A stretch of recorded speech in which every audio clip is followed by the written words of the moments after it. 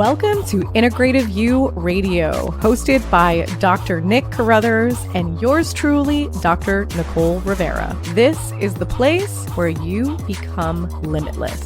We are covering the latest and greatest topics, of course, in a disruptive fashion, around integrative medicine, mental health, and human behavior. We are also covering how those topics affect the human and family dynamics. We will be sprinkling in some truth bombs for our healthpreneurs so they can join us in our mission to evolve healthcare. If you are health curious and growth focused, you are in the right place. But buckle up, because this is real, this is raw, and this is disruptive. This is Integrative You Radio. Hello, everyone. Welcome back to another episode of Integrative You. Dr. Nicole, rolling solo, third one in a row. And I'm here to talk about why you're so fucking tired. We're just gonna start there. So I was thinking about this a lot so for those of you that don't know, Dr. Nick, myself, our son, we moved to Italy recently.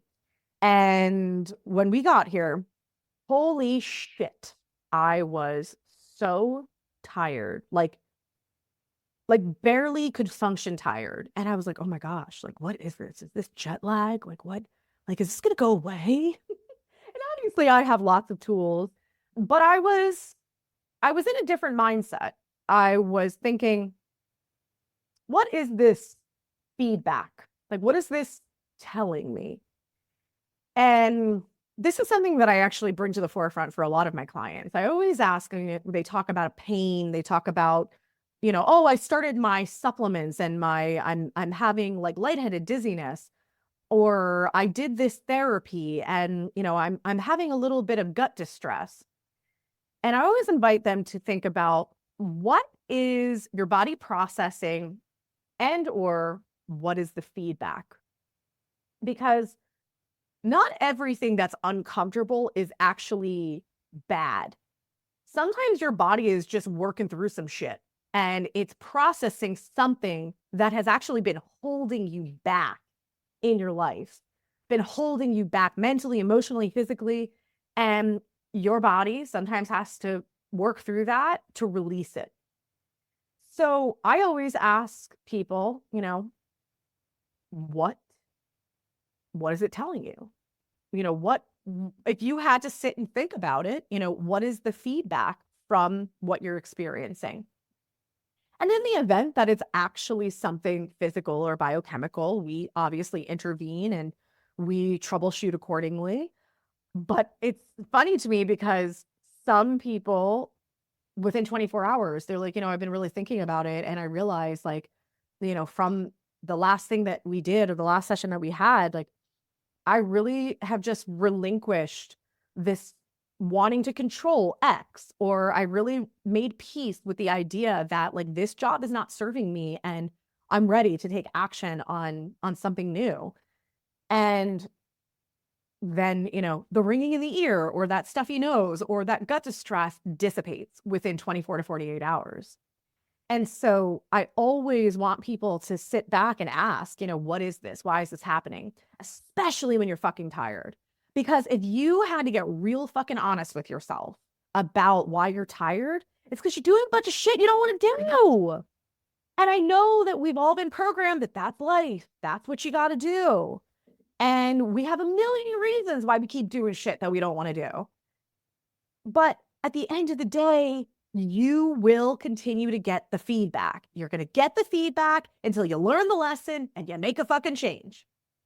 So when I got here, it wasn't that I wasn't serving myself. It was just, I was processing all of the time that I didn't serve myself, all of the time that I lived to serve everyone else, that I took care of everyone more than I took care of myself. And I literally had like a month that I felt like I was hit by a fucking bus. And so instead of just thinking, what's wrong with me? I realized I'm like, this is a processing and an integration phase because I made the change. I took the leap and I set my life up that was more in alignment with my values. which is what we're going to talk about. But there was a processing, there was a release, there was energy that was stuck in every cell part of my body that had to get expelled out. And it took a fucking month. So yeah, it was an experience. But if you're a person that's just living in this chronic fatigue state, you really have to start asking, what is this? Because yes, 100%. Could it be biochemical? 100%. Could it be that you have tons of toxins in your liver and your liver's not working? That will make you tired. If your blood sugar is off the wall because you're not eating properly, you're not eating breakfast and you're eating only one meal a day later in the day, you tend to eat more carbohydrates, your blood sugar is on a roller coaster ride, you drink coffee all day, that'll make you tired. Your hormones are messed up because your liver and your pancreas are jacked up. Listen to the other podcast. That will make you tired. If you have a bunch of toxins that are burrowed in your lymphatics, your lymph, when it's clogged up with toxins, that's usually when you can't lose weight. It's usually when you have more water retention, rings feel tight, shoes feel tight, you get double chins or a fat neck, people call it. You get a lot of like bumps on your bikini line because all those lymph nodes are clogged. You get a lot of ingrown hairs in your armpits because those lymph nodes are clogged. You always feel like you have a moderate sore throat. That's all lymphatic issues. 100% those will all create fatigue. But coinciding with that, because I've been doing this 13 years now, coinciding with that is going to be the fact that you're saying yes to shit that doesn't serve you. And then you're biting your tongue and you're just like, oh, why did I say yes? And there's this internal dialogue of regret. But you feel guilted into doing things, which is the lowest vibration emotion that exists. It's literally like being in the complete shitter from a mental capacity. And you serve other people more than you serve yourself. You're unclear on how to make decisions because you don't know what you value the most. And so you tend to say yes to things that you should be saying no to. So for the person that says, no, I love helping people. Great, that's amazing. Help people. Be altruistic and serve others. It feels good. How good does it feel to make a difference in someone's life, to make an impact on the world, to make an impact on a person, to make an impact on a family? Like that feels really good. Hence the work that I do. But if there's a level of giving that doesn't feel like a fair exchange, if there is a level of kicking yourself because you're doing something you don't want to do, that's going to drain your energy. It's going to put you in lower vibration states. So if you're like, what the fuck is she talking about, low vibration states? That's fine. There is this map of consciousness that was created by David Hawkins. He was literally a medical doctor that had a profound experience, and he was able to datatize, if that's even a word, emotions and understand like how certain emotional states will affect our body and mind. And essentially there's this neutral point. And this neutral point is like, you're good. You're neutral. You're not like in a very positive mindset, but you're not in a negative mindset. You're just in the middle. The negative mindset is like anger, fear, resentment, guilt, shame, desire. Desire is like comparing yourself to others, wanting what other people have. And then above that is love and enlightenment, joy, etc. So I'm sure that when you are in those shit emotions and you're totally freaked out, you're worried, you're scared, you feel guilt, you feel grief, you feel anger, life feels chaotic. More shit things happen to you. When you're like, I feel pretty good. Like I'm feeling like I'm really like I have gratitude for my life, or I'm enjoying doing X, Y, or Z. Like I'm just feel like I'm in a good place. You tend to find things go more smoothly, more interesting opportunities come your way. You have better conversations with people. You have better connection with people. Things flow. When you're in the lower vibration state, you have a lot more chaos. And it's very easy to get into that place of bad things happen to good people. Life is hard. Life is a struggle. I'll never get out of this. So you have to remember, our minds are designed to default into negative thinking because it's a survival mechanism. So back in the day, when people lived in Africa and they were in tribes, hunter-gatherers, if they didn't, if they heard something rustling in the bushes, they defaulted into, oh shit, protect, because if they didn't default into that, they could wipe out their DNA, their gene pool, they could die. And so the brain created the ego to default into that negative thinking as a protective mechanism. But most of us nowadays have not we have not been taught to say, okay, I just defaulted to protect myself, but I actually I'm not in a position that I'm at risk or I need to be protected. I just need to take this in as information and then be able to deduct it and move forward. So negative thinking for most people completely hijacks their body. They get stomach ache, they get heart palpitations, they get shaky, and it hijacks your biochemistry, and then it hijacks your fucking day, maybe your week, maybe your month.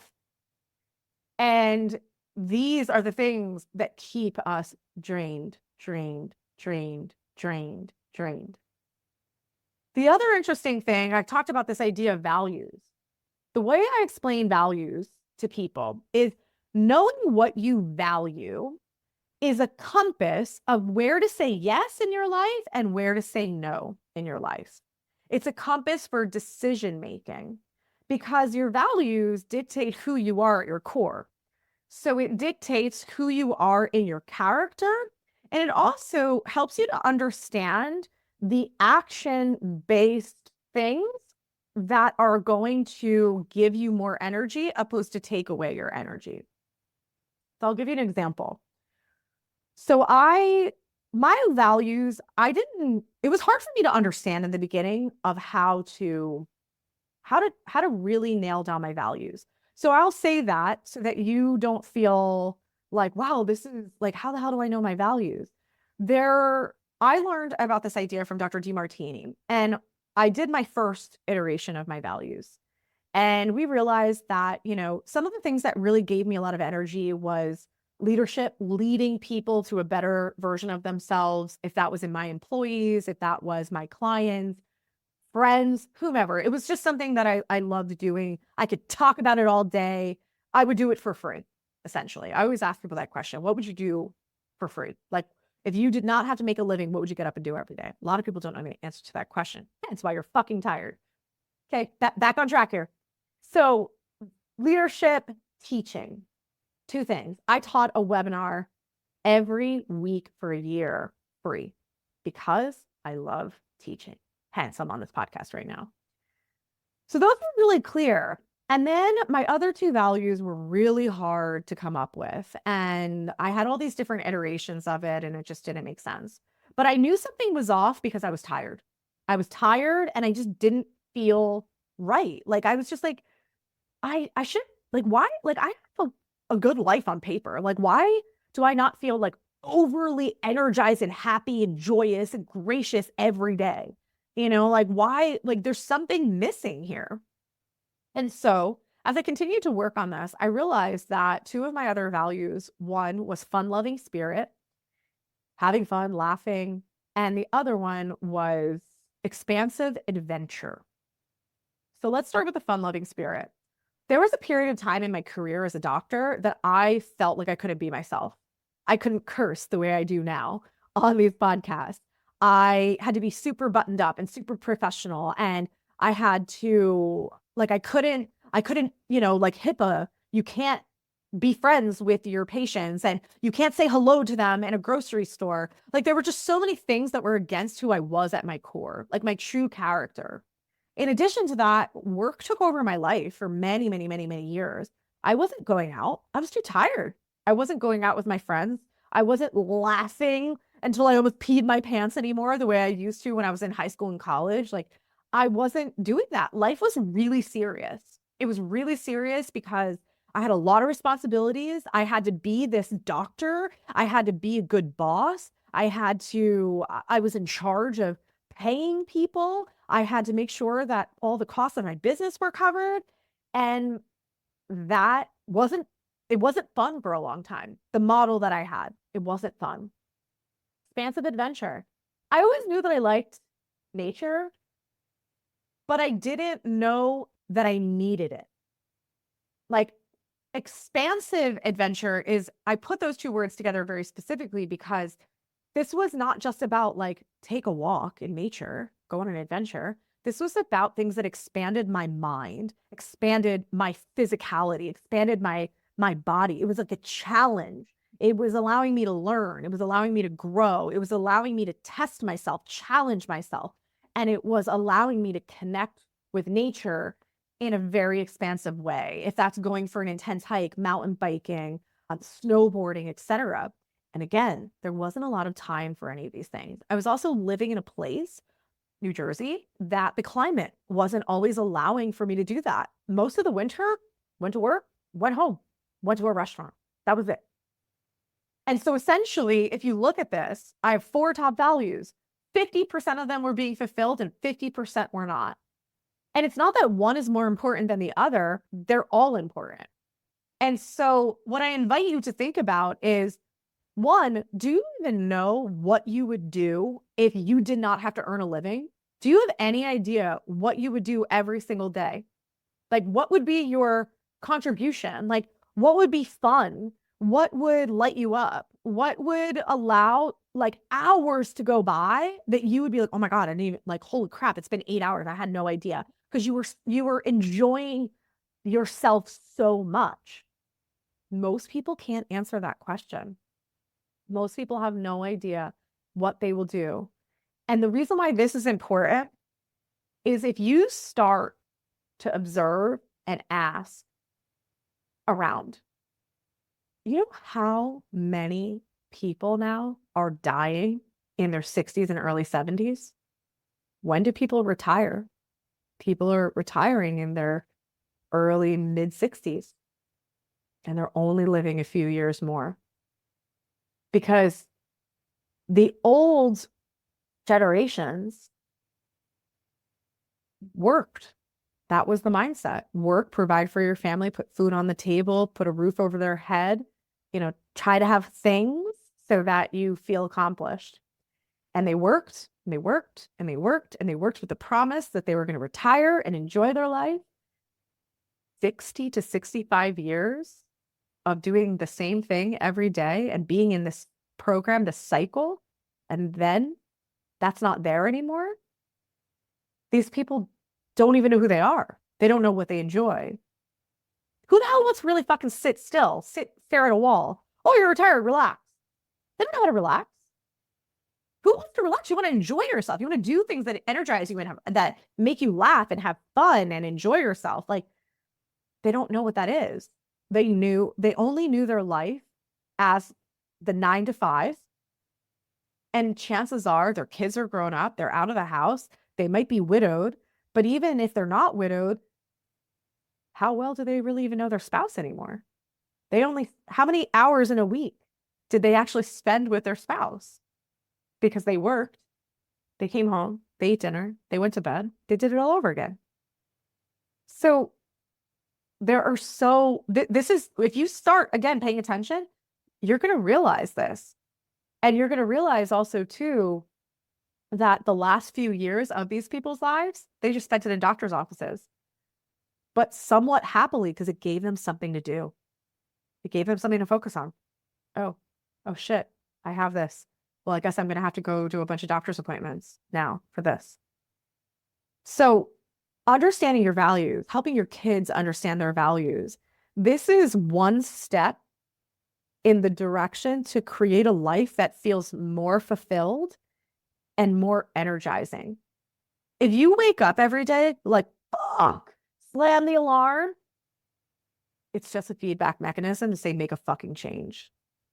And that's not easy. It's super uncomfortable. I literally closed my business of 11 years, my physical business, and I moved because I had a baby, and I just knew it was the hardest decision I ever made. And I knew that if I kept doing this, I was always going to have a hole in my life.